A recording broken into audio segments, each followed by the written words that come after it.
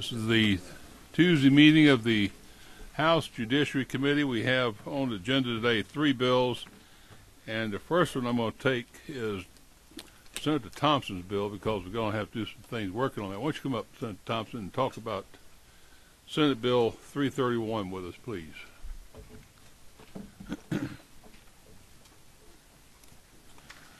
Let me tell the members of the committee before you start, we've got in the folder 2 copies, and they are both what calls committee substitutes. Actually 3. I'm trying to find the third one, and it's before this. We have the one that is the bill that was the one. Let's go through to get the number right, okay? You got 297063S. That's the one that came out of the subcommittee. Is it not? No, which one? 62 ERS came out of the subcommittee. 62 ERS came out of the subcommittee. Yes. So you might want to mark it that way. Then you have 7063, which is a proposal, and it's trying to clarify the issue that we have about the definition of rape.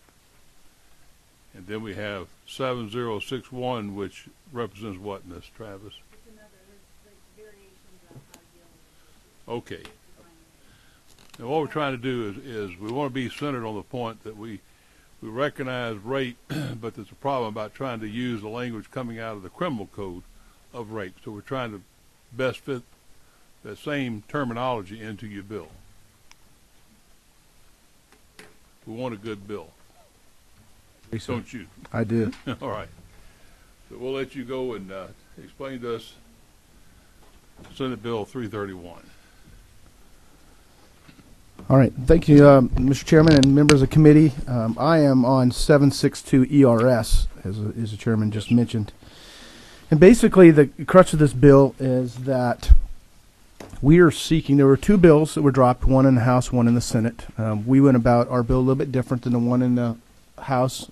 You've done a lot of testimony on it, and you moved, that was Representative Raffenberger's bill out. And that was to block legitimation of a child that has been conceived as a result of rape.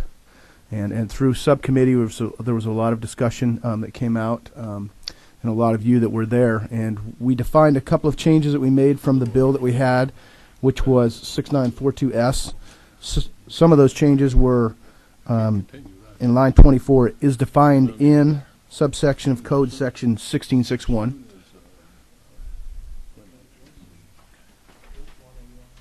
I'm on LC 297062 ERS. We got enough now. See her come in. I'm sorry. Try to get. You got your numbers. We use all 6-2 right now. 62. Everybody okay? Proceed. Okay. So Proceed. the first change that we had that was accepted coming out of subcommittee was, again, line 24.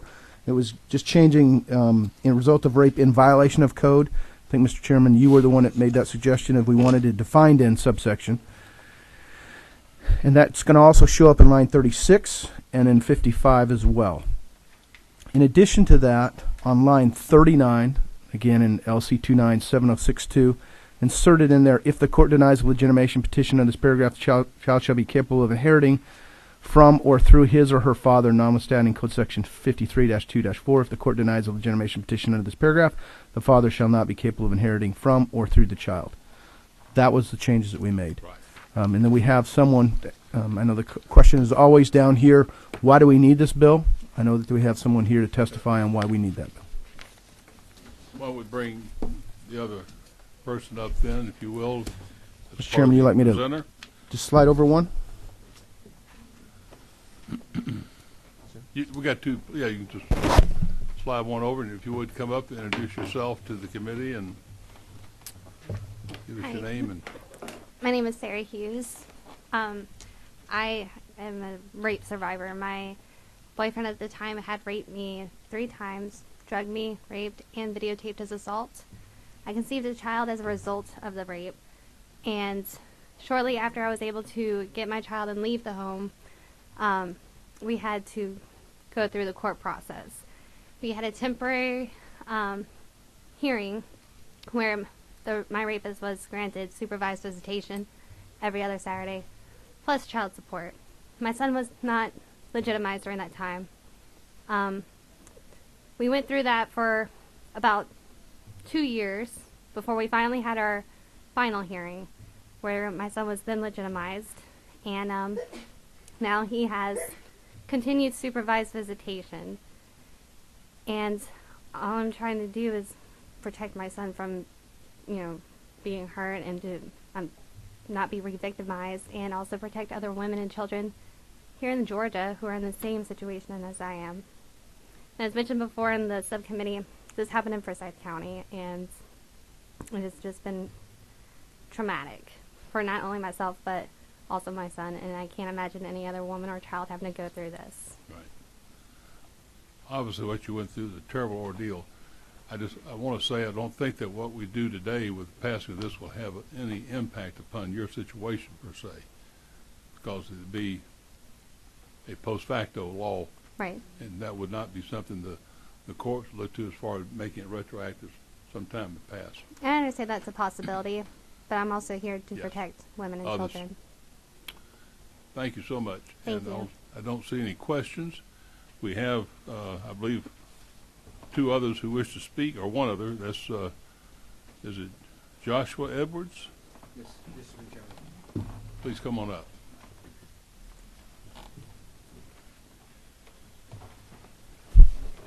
Thank you, Mr. Chairman and members of the committee. My name is Joshua Edmonds. I'm with Georgia Right to Life. I'm Georgia Right to Life's legislative director.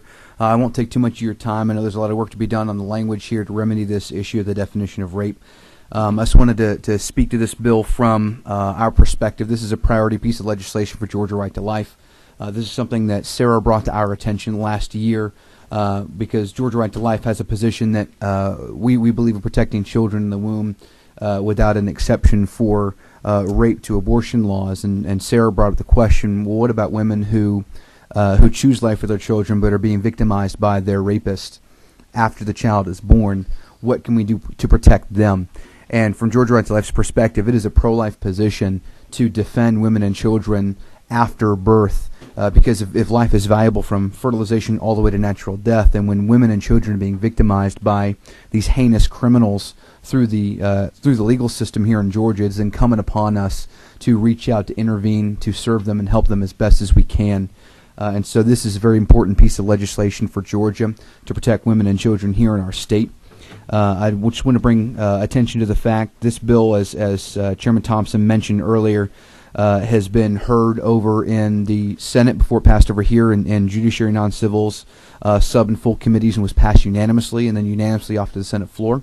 There was a House version of this bill early this session, House Bill 713, that Chairman Weldon heard in Juvenile Justice. It was passed unanimously in subcommittee and full committee of Juvenile Justice. And bills with similar language have also been passed unanimously in the Michigan House and Senate, the Iowa House Committee, in the Indiana House, and then also last week here in the Judiciary Committee subcommittee. So this is not a partisan issue. This is not a controversial abortion bill. This is a human rights issue. This is an issue of states and members on both sides of the aisle recognizing that the state has a vested interest in protecting women and children and doing everything that we can to aid them to heal after the trauma of sexual assault and rape and to punish heinous criminals who perform these acts. So I'd be more than happy to answer any questions, but I urge your favorable consideration of this bill. Thank you. Any questions of Mr. Edmonds? Appreciate you being Thank with you, us sir. today. Appreciate you very much. Is there anyone else who would like to address the committee on Senate Bill 331? If not, we'll close off further input, and the chair will entertain a motion. Motions do pass. Is there a second to the motion? Seconded, and you had a desire to comment. I had a delayed reaction on the question. Okay, you had a question for someone. For either the panelists or maybe someone who's in subcommittee, maybe. Why don't you state your question?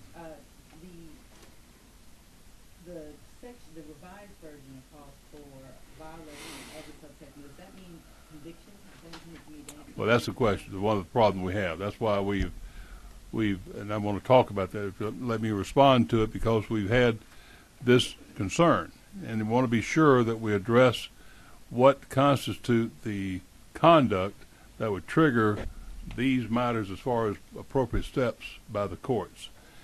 And our crack research legislative council has come up with some provisions. I want to read this for benefit of the committee. So another possible way to deal with the issue of rape would be to insert the words in various locations. For example, in 1511-25G, say, and G is, cause his child to be conceived as a result of having sexual intercourse with the mother of his child forcibly and against her will, which is the standards of rape, or when she was less than 10 years of age, which is automatically considered rape because of the law. You could replace sexual intercourse with carnal knowledge as another approach. And in the criminal law, they use the term carnal knowledge.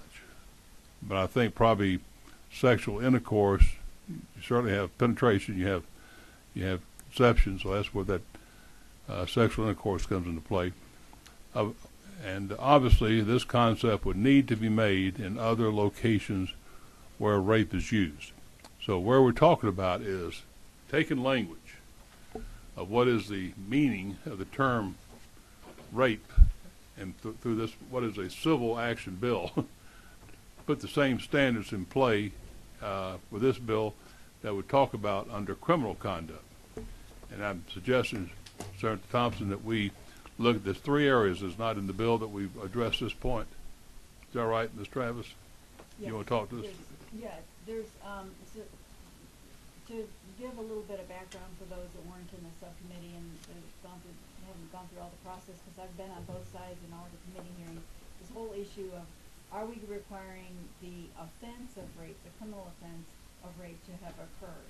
And the answer in all of these bills is no, we're not requiring a criminal conviction.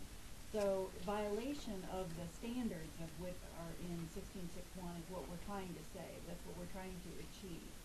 And we know that we define words in the code. When we define a word in the code, we say such and such means. Yeah. Well, rape isn't defined in 1661. The conduct is defined. And so in 61, if you look at the top, in LC 297061, if you look at the top of page 2, at lines 30 through 33, and this is another kind of way of doing this kind of bill, would be to say that the term rape means having carnal knowledge of a female forcibly and against her will, or who is less than 10 years of age. I did it that way. I did it a different way in 63, which I reverted to just going back to the word in violation of. And then after doing that and looking at how it came out of subcommittee, I thought further of the language, and that's what I put in the email to the chairman, was I think maybe if you just say what we're actually meaning here, and that is having sexual intercourse with a female against her, forcibly against her will, or less than 10 years of age, that might be the in all three areas where we have that as being described. Why? Because we don't want, say, this lady, a victim like her, have to go through first getting the person prosecuted criminally to establish that they've, by criminal conduct, these things happened, but she'd have this as a civil right, and the court can then look into what was the standards by this law and make a determination. So I think it would be a cleaner, easier way to proceed with it. You had a question over here. Yes, sir. Thank you. Mr. Chairman, of course, I was at the subcommittee because, of course, it was my committee that this was held in. And in retrospect, after that hearing as well as then today, I want to at least throw out something for consideration. We, again, are using the word rape. And as we talked about in our subcommittee hearing, which was based on a question that I had and others, are we now saying this person has committed rape, and so if the court finds it and doesn't legitimate, then even if the person wasn't convicted, we said they're rape? I'll get around to what I'm saying is if we could use terms, if the court finds by a presumption, all clear and convincing, whichever you want to do, of non-consensual sex. Mm-hmm. That the child was conceived by non-consensual sexual activity. Yes. I understand you basically the same thing, but it still was non-consensual, and we're not labeling the person a rapist. And I see this young lady nodding her head to that extent. If we might could use some of that type of language instead of using the word rape, which says Right. I've been convicted. I think we're on the same page, and with what Ms. Travis has recommended here, saying cause the child to be conceived as a result of having sexual intercourse, you could say non-consensual sexual intercourse with the mother or his child forcibly and against her will. I think you could even take out forcibly against her will, because again you're back to rape. You understand what I'm saying? Because rape says that you had consent and it was forced on that person. I understand non-consensual does to some extent, but I think you could possibly even leave that out. Just say without, it was non-consensual. End of story. Okay. But that's just a suggestion. All right.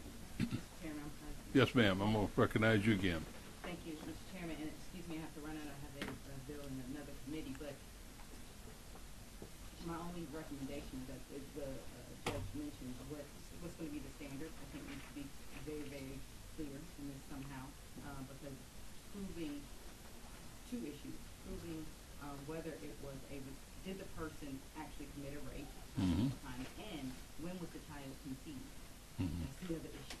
Conceived as a result of what if there was more than one encounter. There's other factors I think that are kind of concerning that would need to be laid out before taking someone's parental rights away. Thank you. Good point. And over here we have Mr. Welch.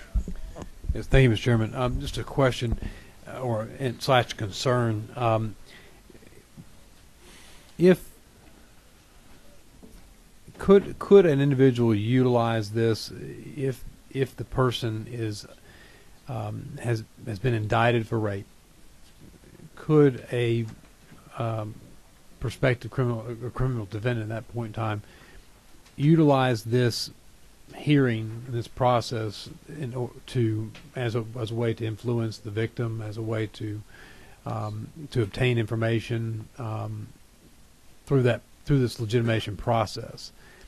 And if so, would it not be prudent to have to essentially stay the ability to file a petition for legitimation if one has been indicted until after the And what we're speaking of there is to deny the defendant the ability to have an examination through a civil proceeding of what is the victim in the case while there's still pending criminal action against that person.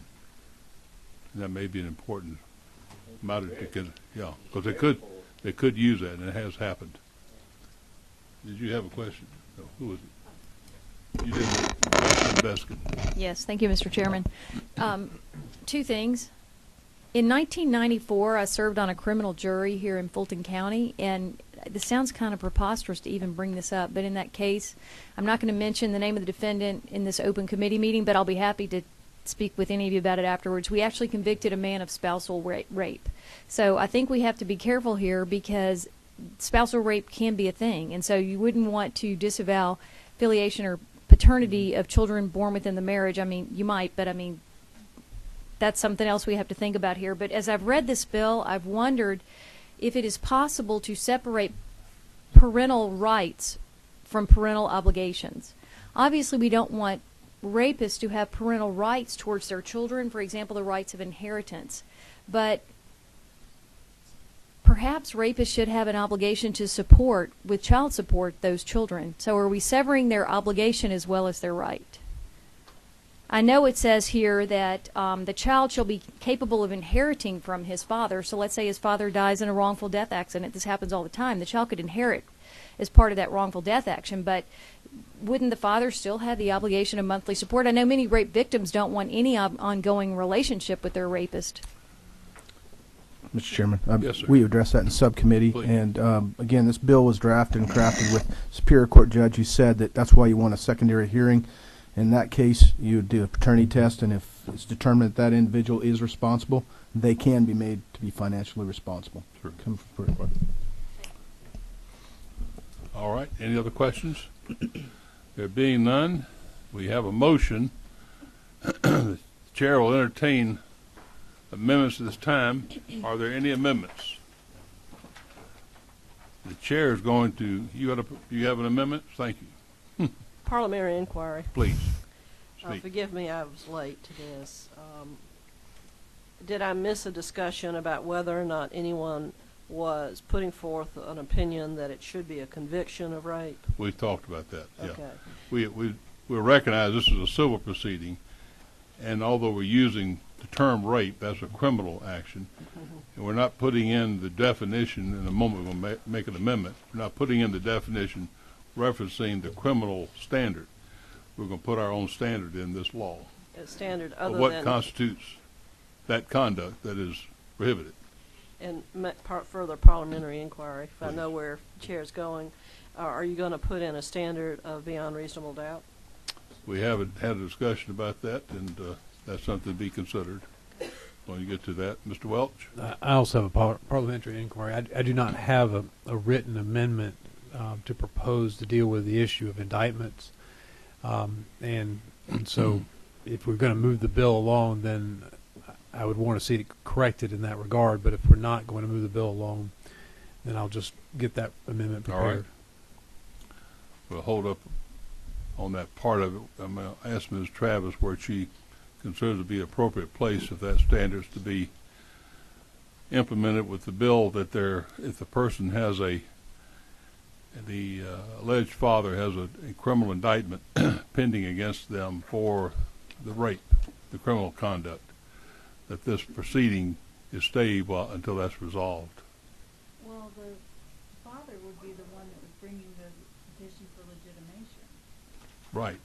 So, And my point is, he would be using that for discovery purposes to get a examination of the mother prior to the trial on rape. And that's why we're suggesting it might be appropriate to not let this action for legitimation go forward until that other criminal action is resolved. That's what we're looking at. okay. So take a look at the bill that we have, and we have Ms. Oliver. Just further, if I may, my concern is a pending rape indictment or a pending rape charge, that there's going to be a plea negotiation to something other than rape that's going to result in Could be. Could be. But we're saying whatever's pending as far as criminal action for the conduct that may address this child's conception would be held up while that criminal action is completed. And if, in fact, the plea was something for entering a plea other than rape, Won't make then a the parental rights are not terminated. Is that It won't make any accurate? difference. This Okay. action itself is what will make the determination. Further questions? All right, we had, let me suggest as chair, we'll deal with the point of the defining of conduct. And rather referencing the term rape, the following language has been, if you look at on line 24, no, sorry, get the right section here. If you use G- 7063 and Yeah, you I'm use trying. line 24, you can do it that way. 63, yeah. Go to line 24 and read with me. Caused his child to be conceived as a result of having forceful or non-consensual, let's put in a term, non-consensual sexual intercourse with the mother of his child. Then you had, I'm saying, continue forcibly and against her will. Well, what you're saying is non-consensual is all you need to say, as opposed. In my opinion, that's all you need. Yeah. It's not, let the court find it's not consensual. I'm gonna propose an amendment as follows: cause his child to be conceived as a result of having non-consensual sexual intercourse with the mother of his child, period. sorry, I take the period out. We also there, or when she, the mother, was less than 10 years of age. Now I'm reading again, so we'll get it straight. Okay, I've got to get it. Yeah. Child is that age, they can't have consent anyway. That's what I mean. So I mean, Well, she. yeah. Yeah, that's just the definition of current law rape. Yeah. Right. Okay. So we're carrying over that criminal standard as part of the civil Right. Okay. standard. Let me read it one more time for The purpose of. non-consensual might get it. Pardon me? I said the non-consensual might just get it. I don't know if you need to go any further than that. What I'm saying. G, caused his child to be conceived as a result of having non-consensual sexual intercourse with the mother of his child, comma, or when the mother is less than 10 years of age. Is that clear to everyone? I would propose that as an amendment, Second. and that amendment would be applicable to the three places in the bill that's under 7063S, where the definition references the code section on rape. It's actually Four. four, Mr. Chairman. We got it line 24 and 5, lines 55, 56, lines 72, 73. Where's the fourth one? Line 36. Line 36. Okay, I missed 36. Correct. So the amendment would be for using that standard in those four places in the bill as an amendment to 7063S. It's been proposed. Was it seconded? Any discussion on the amendment? All in favor of the First Amendment signify by saying aye. Aye. Opposed, like sign. Motion carries. Do we have further amendments? We had someone who wanted to speak about the amendment on the staying of any civil proceeding pending the conclusion of any criminal proceeding growing out of the same conduct. Correct? Yes. All right. You want to state that as an amendment? You've stated it perfectly. And we'll have to find a place to put it in there. I just I'm going to suggest this. We know what we're looking at doing here, and we'll let Mr. Travis and I mold it into the appropriate location in the bill. it seems like it would have to be worked into section 2 of the bill, lines 30 to 43, but somewhere probably in that area. I was thinking something along the lines of if there's a pending criminal proceeding in connection with petitions, something like being heard under pursuant to this paragraph, the court may stay discovery. Mm-hmm. You want to You shall stay discovery until conclusion of the criminal proceeding. just the simple filing of the petition can, in a way, can be coercive and intimidating. Yeah. So what I was asking for was just staying the ability to file a petition until that criminal proceeding was over. Makes sense. And I'm thinking through as far as the closing the doors to the courthouse. And that's what I'm trying to weigh here. Judge, is that something? Mr. Chairman, I disagree with Chairman Welch on that part of it, not being able to file the petition, but to stay the petition, I think, is the proper way, in my opinion, because as you said, you're then precluding somebody from filing a petition, and of course you, particularly in some of the larger counties, the criminal activity going for a long period of time, and then you may lose your statute on your civil, possibly I use that term. that would be but fine. I think it just should be stayed. And I think who in the courthouse would be making that determination? It's already filed. Right. What you're asking the court to do is close out a file that's already there, but I'm just, the mechanics of it becomes a little hard to deal with. No, I understand. That's fine. As long as a stay can be entered, Yeah. or that it stay. Yeah. The court shall enter a stay until the criminal proceeding is concluded. Throw one more thing, one Asking permission? I don't know.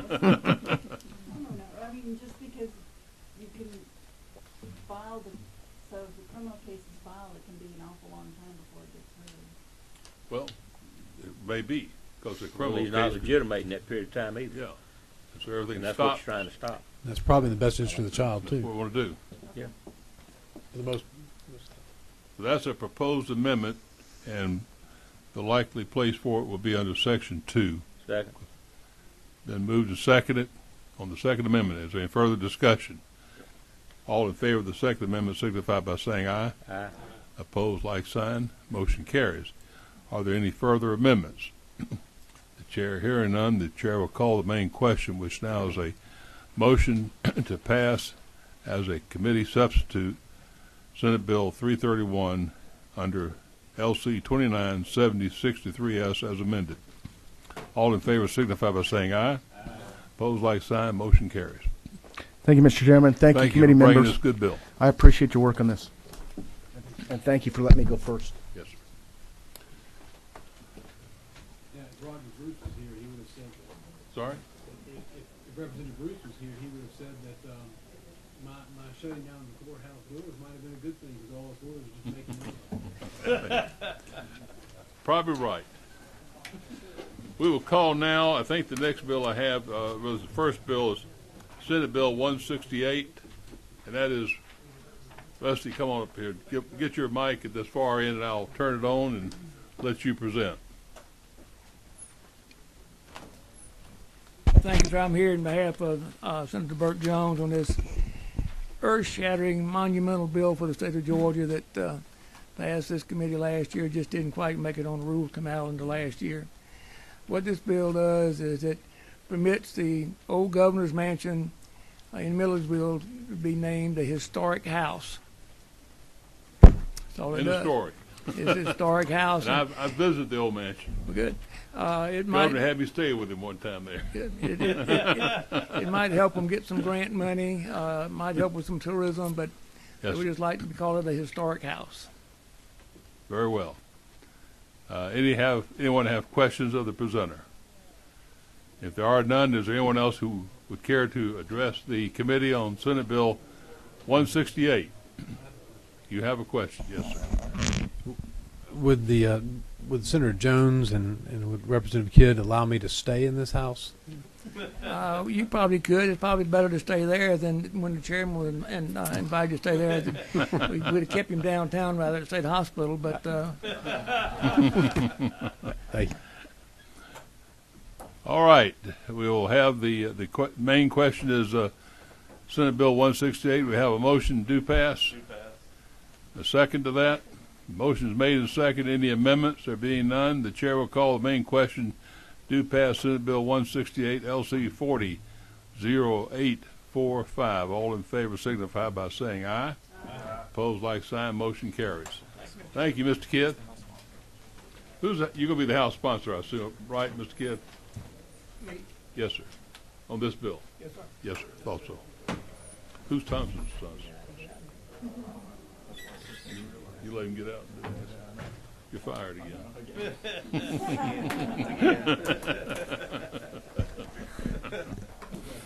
Okay. Else, Senate Bill 262. Senator Stone. That's my friend. Come up front. Glad to have you with us. Glad to be here. We'll bring the garnishment bill up while we're at it? Or? why not? We kill two birds with one stone. Eh? All right.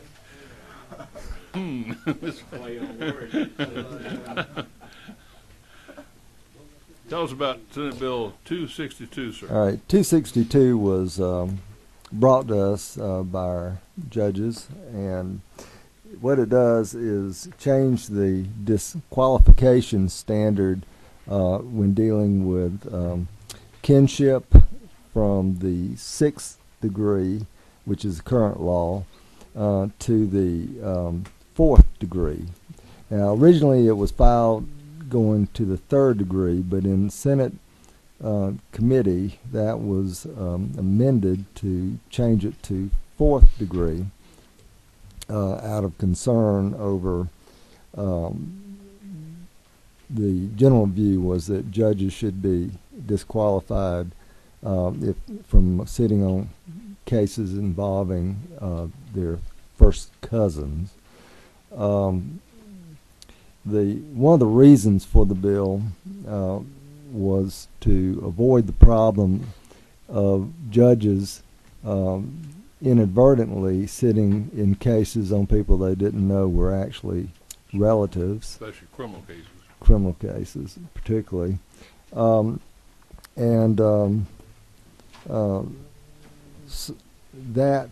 also to bring the disqualification code sections in line with the model judicial code of conduct ethical provisions, which had accepted a hybrid, which was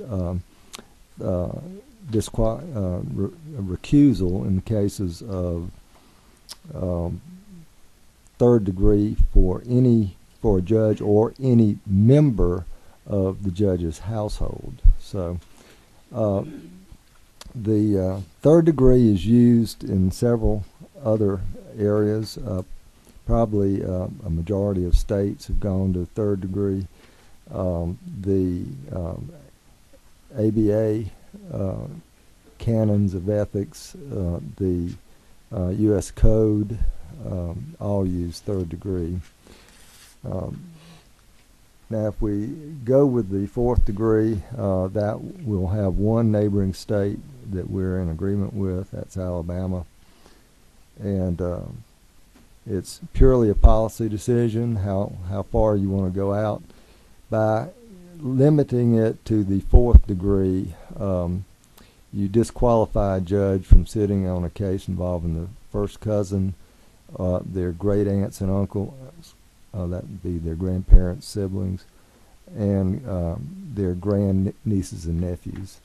But any degree, any cousin who is removed or any further out in degree by second cousins or third cousins would no longer be disqualified at fourth degree. So I remember in subcommittee we had a chart. I'm sorry we don't have that chart. I have a chart. I'm sorry I don't have extra copies, but I think this Butcher probably Well, there does. we go. Wonder why those weren't in the folder.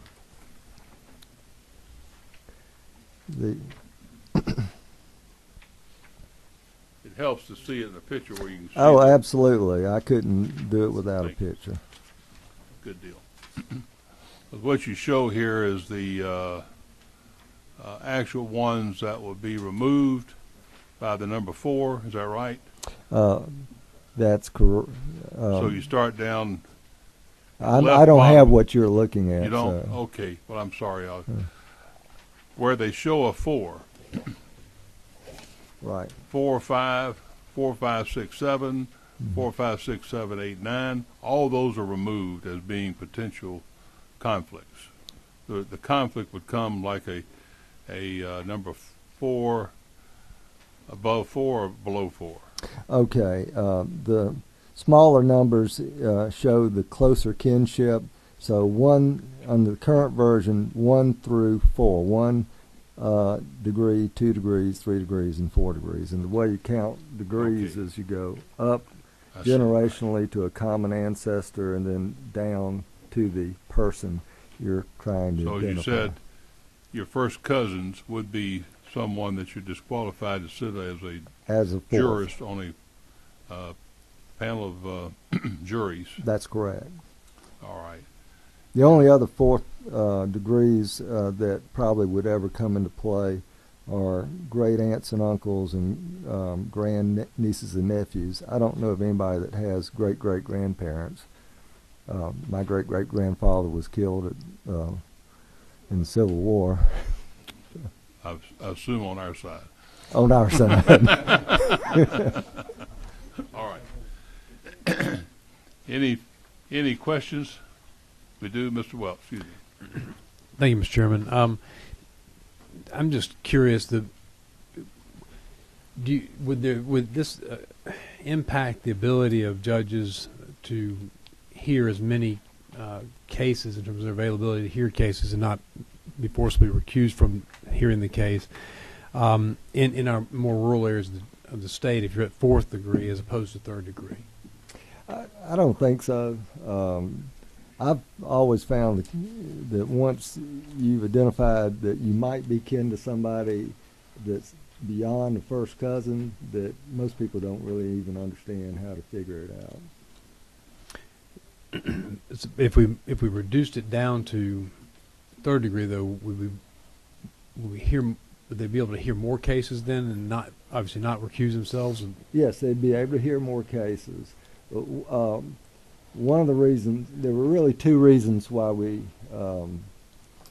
did not leave it at third degree. One is because the current ethical provisions, in fact, go beyond third degree. They go to third degree of the judge or any member of his household, which adds another step. So.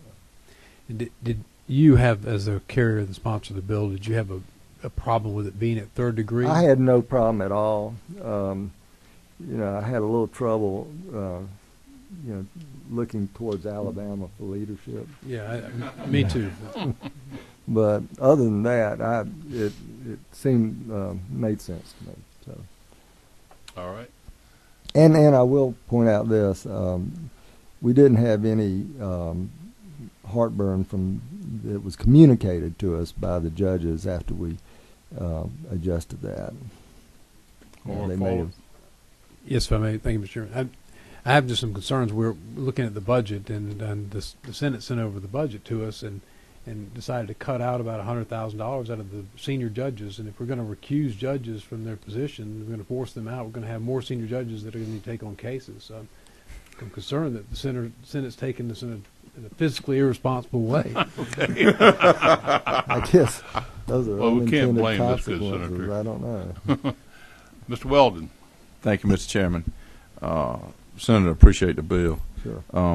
And is it not true that the use of the word consanguinity in any Alabama school is a misdemeanor, punishable by 12 months in prison? I don't know. I've never heard it actually spoken by someone from Alabama, so I'm not sure. I'd call you out of order on that. All right. No further discussion, questions. Anyone else wish to address the committee on Senate Bill, what's the number? 268, was it? 262. 262, excuse me. If you do, all right, please come around here and sit with the senator. Happy to have you.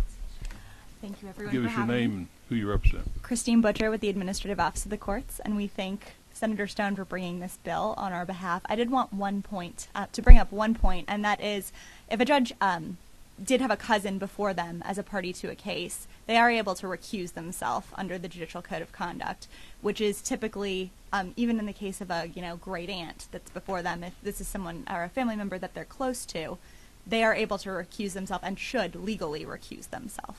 So I just wanted to bring up that point because it is something that a number of judges do on a regular basis. All right, good point. Butcher, thank you. Any questions, Ms. Butcher? You have a question? All right, Mr. Welch.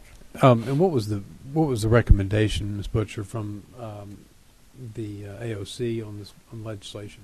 The Judicial Council supported this bill in the third degree, and it was the intent of the Supreme Court when they did remodel and make some changes to the Judicial Code of Conduct 2 years ago to change the bill initially to the third degree. All right. Nothing further? Appreciate you being with us today, Ms. Butcher. Anyone else wish to address the committee? You do? Please come up and have a seat. Thank you. You got where you get to either one. That way we'll have you on camera. Thank you, Chairman Willard and members of the committee. I'm Bob Bray. I'm the Executive Director for the Council of State Court Judges, and I didn't know if the committee had any questions about Sections 2, 3, or 4 of the bill, which were dealing with electronic filing in the state superior courts and magistrate courts. Judge Mike Jacobs asked me to fill in for him this afternoon, and I know I can't do justice to that. You're wise to bring that up, and we might just point out the fact that This was requested by the state court because there's nothing really in the law, whether it's necessary or implicit already. The law provides for their ability to do this. We are putting it in as a matter of black and white law, what we call it. Okay. And I'll be happy to answer any questions. Does anyone have any questions? Thank you. Thank you, Mr. Bray. Glad to see you. Does anyone else wish to address the committee? If not, we'll close off further public input. Senate Bill 262 is now in the breast committee. Do we have a motion? Motion is due pass. It's been seconded. Do we have any amendments? We have a proposed amendment. Mr. Welch. Mr. Chairman, I'd like to move to amend at line, and this will be the same amendment at these various lines. It'll be to change the word fourth, at line 14, to change the word fourth to third. Same amendment at line 45 and at line 52. So all places where fourth is stated, that will be changed to third. Is there a second to the proposed amendment? Second. It has been seconded. Is there any discussion on the amendment? Hold on, I got to call on that amendment. No discussion. Chair will call the question, which is proposed amendment number 1, changing the degree from fourth to third on all three places. All in favor of the amendment signify by saying aye. Aye. Opposed, like sign. Motion carries. Are there any further amendments? There being none, the chair will call the main question, which is to pass Senate Bill 262 as amended with the committee substitute, which is LC 297054S. All in favor signify by saying aye. Opposed, like sign. Motion carries. One last piece of business. Pardon me? You amended the substitute, so it's not that LC number. Okay, one we would consider. I understand. One last piece of business. We have before us a Honorable Judge Roger Lane, who formerly, wake him up.